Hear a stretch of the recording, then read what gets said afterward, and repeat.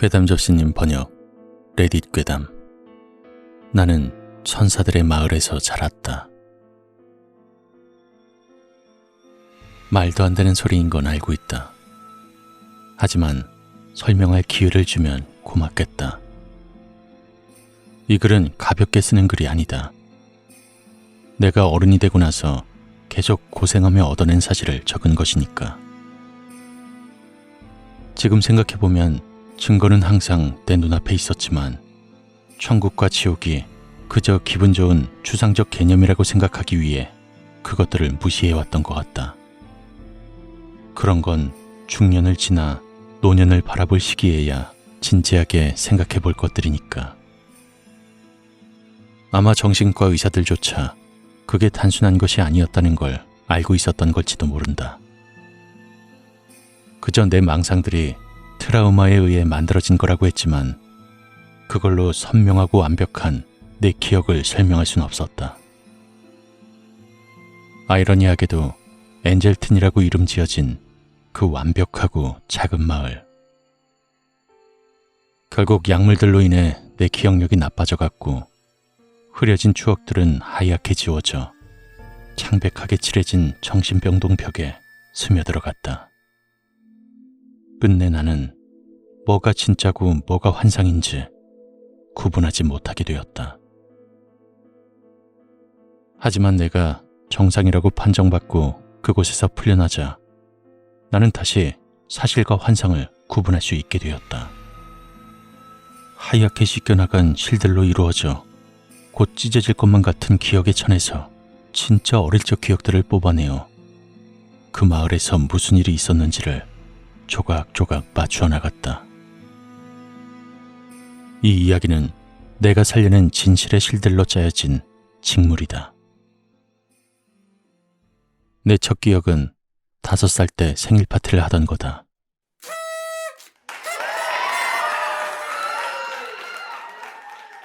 마당에 사람이 엄청 많은 것을 보면 온 동네 사람들이 전부 우리 집에 온 것처럼 보였다. 그때 몰랐는데 진짜로 우리 골목에 온 동네 사람들이 전부 작은 마이키의 생일을 축하해주기 위해 왔던 것 같다. 거실에 선물이 얼마나 많이 쌓여 있었는지 마치 상자와 포장지로 만들어진 크리스마스 트리가 있는 것 같았다. 나는 몇 시간이고 선물들을 열었고 내 어린 몸과 정신이 점점 피곤해져 갈 때에도 이웃과 친구들의 환한 웃음 덕에 나는 계속 선물을 열었다. 나는 기억이 나지 않지만 우리 엄마가 3단 케이크를 먹다가 잠든 나를 안고 침대에 눕혀주었다고 한다. 엄마가 하도 그 얘기를 많이 해서 그것도 내 진짜 기억 중 하나로 자리 잡아버렸다. 내가 모두와 다르다는 것을 깨달은 시점이 언제인지 정확히 찝어 말하긴 힘들지만 아마 학교에서 시작했던 것 같다. 나는 도착하기 전까진 그 학교가 나만을 위해 열었다는 것을 알지 못했다. 40년 전에 지어진 이후로 한 번도 쓰여지지 않고 방치됐던 것이다. 모든 것은 새 것이었다. 하지만 나는 TV에 나오는 학교들처럼 모든 학교가 그런 건 줄 알았다. 나의 첫 번째 선생님 캐시엘 선생님도 교사직은 처음인 것 같았다. 학교에서 하루를 어떻게 보내야 하는지 잘 모르는 것처럼. 선생님은 우리에게 책을 많이 읽어주었는데 대부분 대중잡지나 백과사전을 읽었다. 우리에게는 너무 수준이 높은 것들 말이다. 나머지 시간엔 우리가 그냥 놀거나 그림을 그리게 해주었는데 그녀는 그저 천사 같은 미소를 지으며 우리를 바라볼 뿐이었다. 다른 애들도 나와는 달랐다. 내가 기억하는 바로는 그 애들은 이상하고 진지한 아이들이었는데 뭔가 내 행동을 따라하는 것 같았다. 내가 무언가를 하면 걔들도 똑같이 행동하는 범위를 넓혀가는 것이 어린애처럼 되는 법을 점점 익혀가는 것 같았다. 물론 그때는 그것을 눈치채지 못했다. 지금에 와서야 그게 얼마나 이상한 것인지를 알 수 있게 되었다. 그때 눈치챈 것이 하나 있다면 우리 학교가 TV에 나오는 학교와는 다르게 흘러간다는 것이었다. 생일이 지날 때마다 나는 학년을 올라갔는데 내 작은 친구들은 같이 오지 않았다. 매 학년 선생님이 새로 바뀌는 것은 정상적이었지만 학생들은 완전히 다른 애들로 바뀌었다. 점점 자라면서 나는 다른 마을 사람들에 대해서도 눈치를 채게 되었다. 한가한 곳이었는데 작은 마을로서 너무나 완벽한 게 마치 1950년대쯤에 시간이 멈춘 것 같았다. 방과 후에는 친구들과 함께 밝은 색으로 칠해진 자전거를 타고 아이스크림 가게에 갔고 줄줄 흐르는 색색의 아이스크림 콘을 든 채 깔끔한 공원에서 예쁜 꽃무늬 원피스를 입고 품종 강아지들을 산책시키는 여자들을 바라보았다. 주말에는 우리 골목길의 아빠들이 차가 반짝거리며 빛날 때까지 세차를 했고 마당의 풀과 울타리를 다듬으면 아내가 레모네이드와 쿠키를 만들어 주었다. 심지어 비가 오는 날도 전혀 없었던 것 같다. 지금 돌아보면 그곳은 어딘가 이상한 천국이었고 나는 1978년의 세상이 전부 이렇게 돌아가는 게 아니란 것을 전혀 모르고 있었다. 나에게 그 모든 것은 완전히 정상이었다. 엔젤튼의 저녁은 TV가 차지했다. 집집마다 가족들은 비슷하게 생긴 거실에 모여 지역 방송국에서 내보내는 프로그램들을 시청했다. 채널은 2개밖에 없었는데 둘 다 똑같은 프로그램을 방식만 다르게 바꾸어 방영했다. 대충 I 러브 루시, 위험한 데니스, 마이 리틀 마지, 그리고 비버에게 맡기세요 정도였다. TV를 보는 시간은 그 마을에서는 거의 신성시대였는데 TV 기술이 발달될 때마다 트럭이 길마다 들어서서 최신 컬러 TV와 리모컨 세트를 배달해 주었다. 그 배달 일에만 나는 엔젤튼 바깥의 사람들을 볼 수 있었다. 다른 물건들은 모두 뮤리엘의 백화점이나 워무드의 식료품점에서 공급되고 있었다. 나는 물론 마을 바깥의 세상에 대해 물어보곤 했다. 내 나이의 어린애들이 보통 그렇듯 나는 호기심이 많았고 물어볼 것도 많았다. 물론 우리 학교의 아이들은 빼고. 당시에 우리 담임 선생님이었던 모노리 선생님은 처음엔 최선을 다해 대답해주곤 했다. 하지만 어느 날 내가 특히나 더 꾸준하고 집착적으로 질문을 하며 대답할 수 없어 주저하는 선생님을 유치하게 몰아붙였을 때 나는 처음으로 엔젤튼 사람들의 진짜 정체에 대해 조금이나마 진실을 맛볼 수 있었다. 하지만 어떻게 아이젠하워가 아직도 대통령일 수가 있어요? 나는 당당하고 고집스럽게 물었다. 대통령은 8년 이상 같은 사람이 일할 수 없는 거잖아요. 집에 있는 백과사전에 그렇게 써 있었어요. 제가 찾아봤단 말이에요. 키가 작고 까무잡잡한 이탈리아 악센트를 가진 모로니 선생님은 고개를 젓더니 내 책상 쪽으로 몇 걸음 걸어와서는 이렇게 말했다. 네 백과사전이 틀렸어. 하지만 그럴 리가 없어요. 캐시엘 선생님은 백과사전에 나온 건 다 진짜라고 했단 말이에요. 그것만 빼고는 다 맞아. 선생님이 으르렁댔다. 익숙하지 않은 깊은 목소리 때문에 팔의 털이 바짝 곤두서는 것 같았다. 거짓말 하시는 것 같은데요? 나는 이제 더 용감해져서 그 느낌과 상황에 이상한 흥분을 느끼며 말했다. 제 생각에 선생님은 그냥 멍청한 거짓말쟁이 늙은이고 사실은 아무것도 모르는 것 같아요. 다른 애들이 전부 날 쳐다보는 것을 느꼈지만 지금에서야 걔들이 모두 일어섰던 게 생각난다. 그리고 모로니 선생님은 더 이상 키 작고 친근해 보이는 멍청이처럼 보이지 않았다.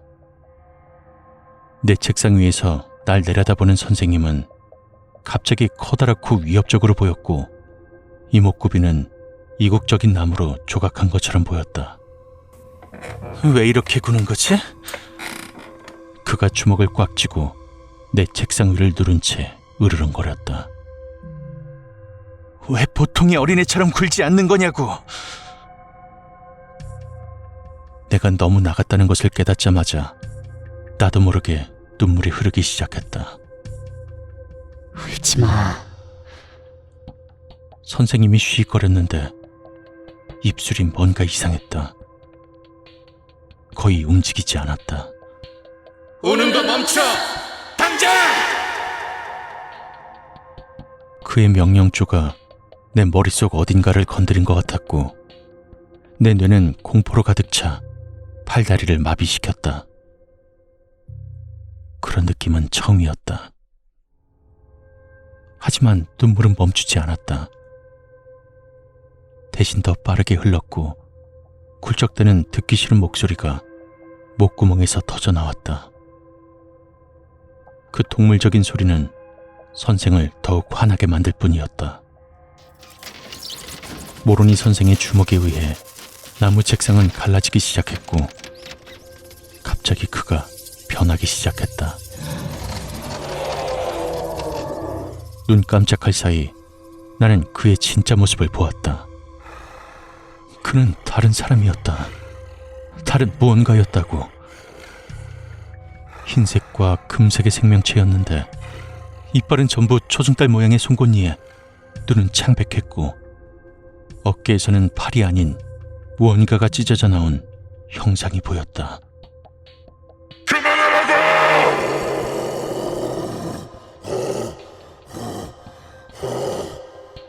그것이 울부짖었다. 그 목소리는 마치 내 귓속에 1000개의 트럼펫 소리처럼 울려 퍼졌다. 그리고 나는 공포로 마비된 상태에서 방광의 자제력을 잃었고 그의 말대로 울음은 멈추게 되었다.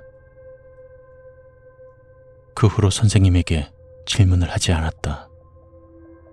엔젤튼의 누구에게도 바깥 세상에 대한 질문을 하지 않았다. 왜인지는 모르겠지만 내 원초적 본능이 그 힘을 가진 사람은 그 선생만이 아닐 것이란 것을 말해주고 있었다. 마을 사람들의 조심스레 가꾸어진 미소와 무해한 성품 속에 그 무서운 것이 자리 잡고 있을 것이다. 순한 담임 선생님이 변해버렸던 주체할 수 없는 분노 속에 잠깐 비추어진 그 무시무시한 것이 말이다.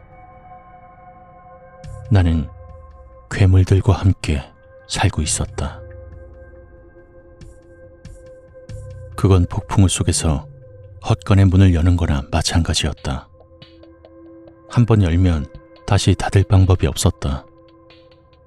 진실의 회오리 바람은 밀어붙이기엔 너무 강력했다. 이 새로운 깨달음과 함께 모든 것이 판도라의 상자처럼 풀려났다. 우리 마을이 얼마나 이상한지 확연히 보이기 시작했던 것이다. 다들 그렇게 사랑하는 TV 프로그램들을 얼마나 완벽하게 따라하고 있었는지. 교실에서 있었던 일이 환상이라고 정말 절실히 믿고 싶었지만 주변에 일어나는 이상한 일들을 무시하기는 불가능했다. 내가 혼자 있게 되는 시간들, 엄마가 빨래를 널고 있고 아빠가 차를 만지작거리고 있는 그 잠깐의 시간들에 나는 TV를 엔젤튼 바깥의 주소로 맞추는 방법을 배웠다. 화면은 지직거렸고 잡음도 심했지만 나는 내가 살던 곳이 그저 이상할 뿐이 아니라는 것을 깨달았다. 그곳은 완전히 돌아버린 곳이었다. 나의 곤두선 귀와 눈으로 본 곳들은 우리와 완전히 다른 시대에 있었다. 바깥 세상은 완전히 다른 세계였단 말이다. 우리가 어떻게 그곳에 격리된 채 살 수 있었는진 잘 모르겠지만 모로니 선생님이 변해버린 그것과 관련이 있을 거라고는 알고 있었다. 물론 내가 할 수 있는 것은 한 가지뿐이었다. 이성적이고 논리적으로 보이는 단 한 가지의 행동. 나는 마을의 끝자락까지가 그곳을 탈출해야 했다. 바깥 세상을 직접 봐야만 했다.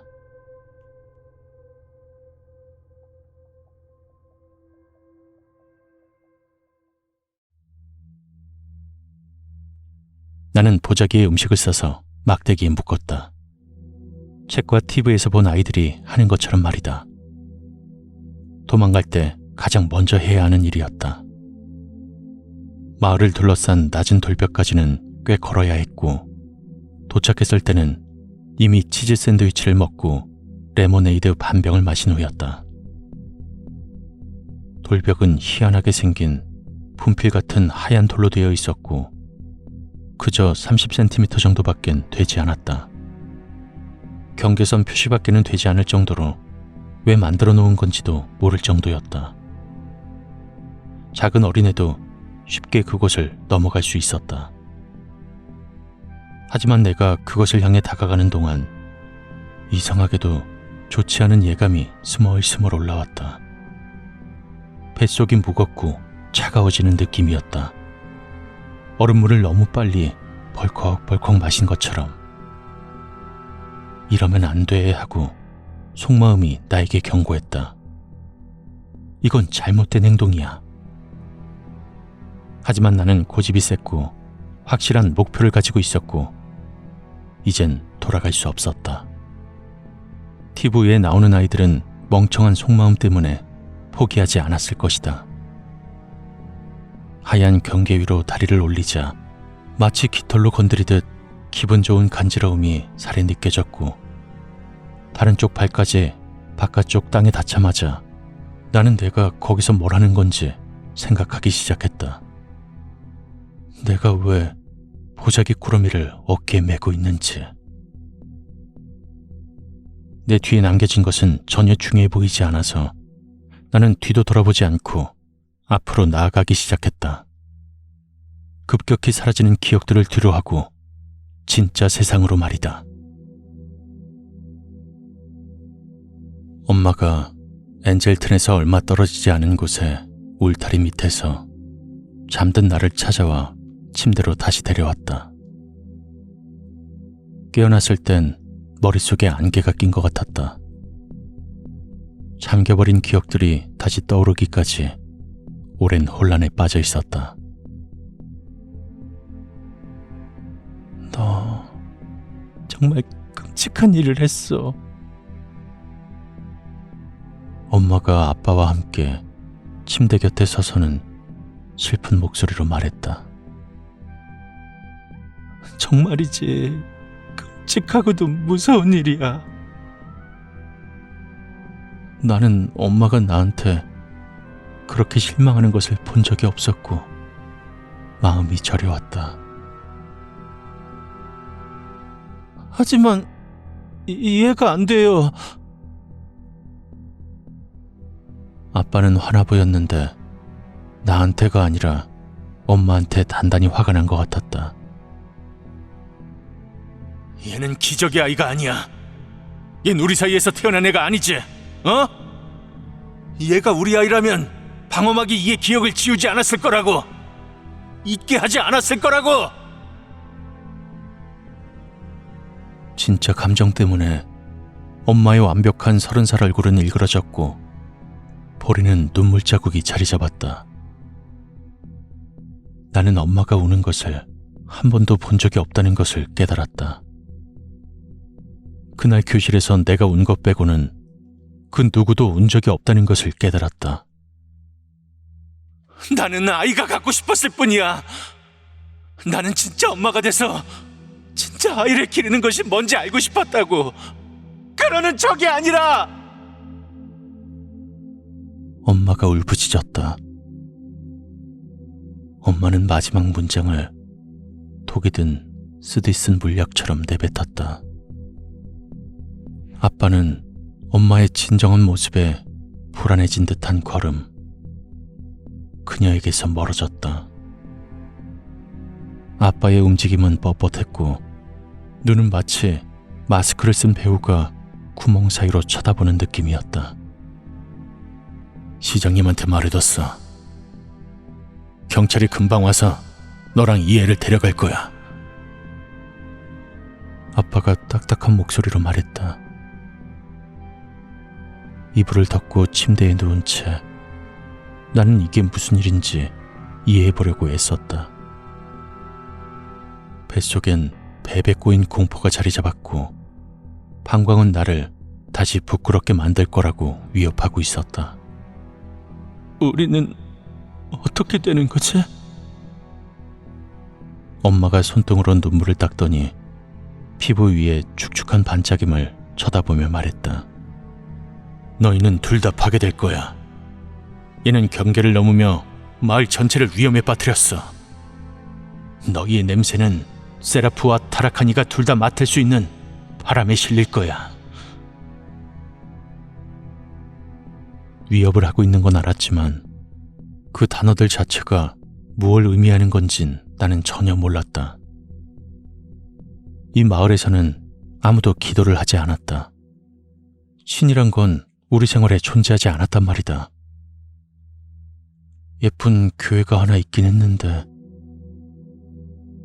TV에도 그 교회가 나왔으니까.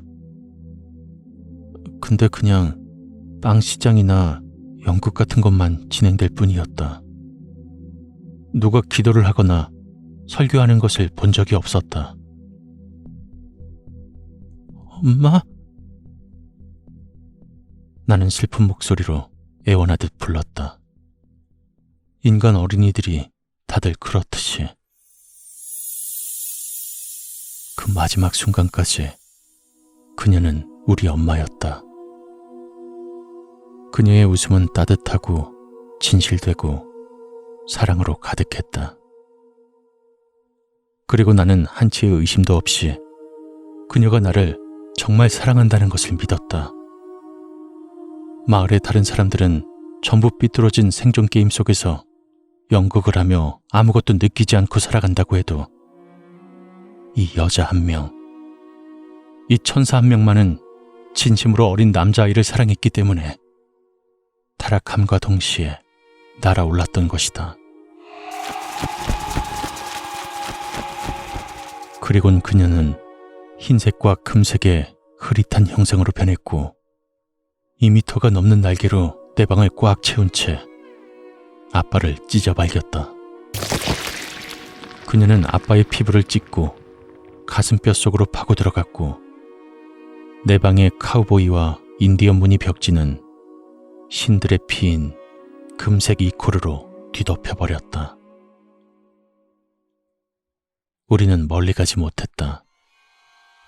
마을을 둘러싼 돌벽을 포기도 전에 우리를 가로막는 자들이 나타났다.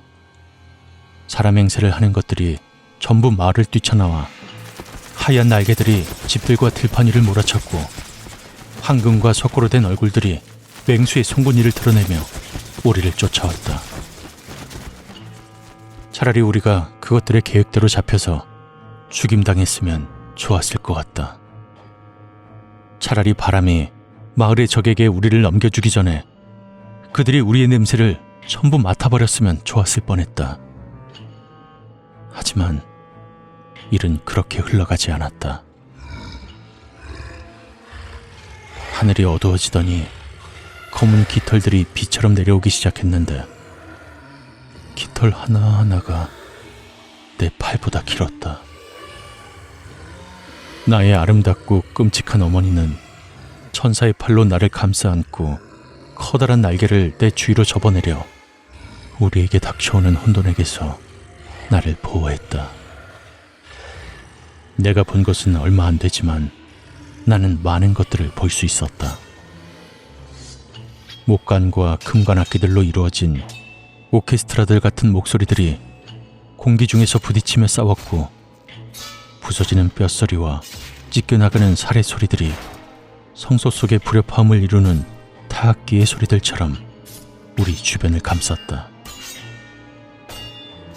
나는 어머니가 수많은 타격을 견디며 떠는 것을 느꼈고 굳건한 걸음이 비틀거리는 것이 느껴지며 황금빛 피가 흘러내려 날개 속을 채워갔다. 그리고 갑자기 시작되었던 것처럼 그것은 순간 끝나 있었다.